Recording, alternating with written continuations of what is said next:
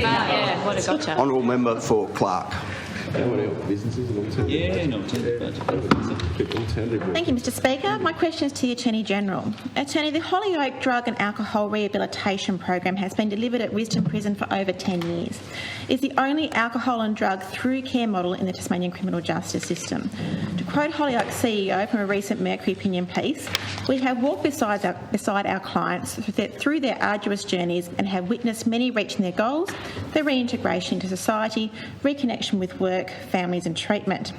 Attorney, are you aware that several months ago Holyoake has had to suspend their programs at Risdon's Apsley unit for lack of a suitable room? Apparently the room being used was water damaged and contains asbestos.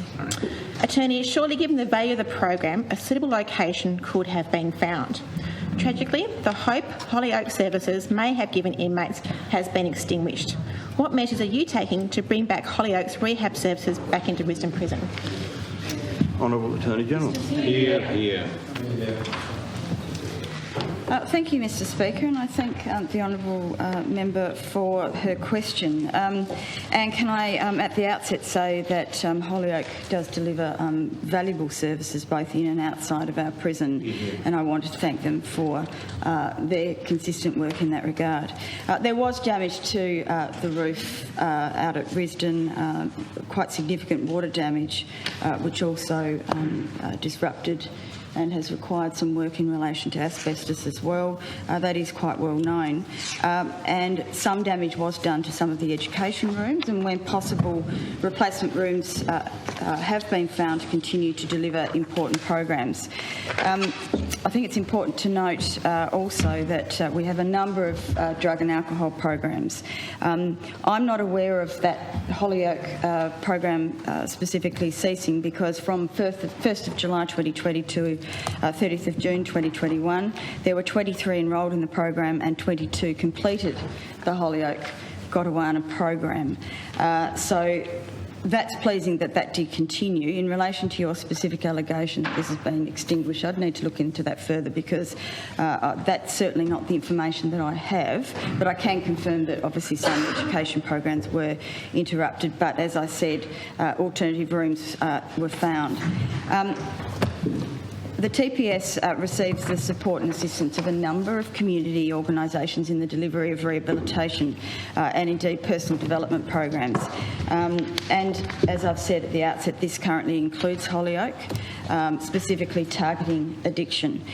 In addition to programs delivered by external service providers, the Tasmania Prison Service provides a comprehensive set of interventions internally that address alcohol and other drug issues, and I was able to go through that last week during budget estimates. Various group programs are being delivered which are solely focused on or have a portion focused on alcohol and other drug intervention, including the Resilience Program, the Equips Addiction Program and Dialectical Behaviour Therapy Program in the Women's Prison. A new program also called the Making the Choices Program is due to commence this October. On top of this, significantly, there's also one-on-one counselling, Mr Speaker, which is offered to those who need that type of intervention. And as I ran through last week, there is a number of assessments done in relation to minimum, medium and maximum security prisons, and it's all on the record during budget estimates.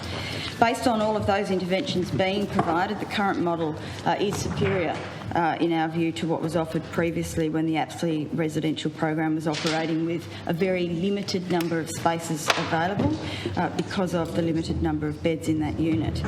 It's far more wider reaching and more effective, so is now having much greater impact, and programs like that provided by Holyoake significantly contribute to that.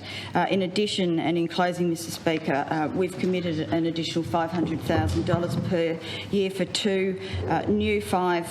five new therapeutic staff to work within our prison with a focus on delivering rehabilitation programs and, importantly, drug and alcohol interventions. So I'm happy to report that the recruitment of those 5 positions has been underway and is currently being finalised.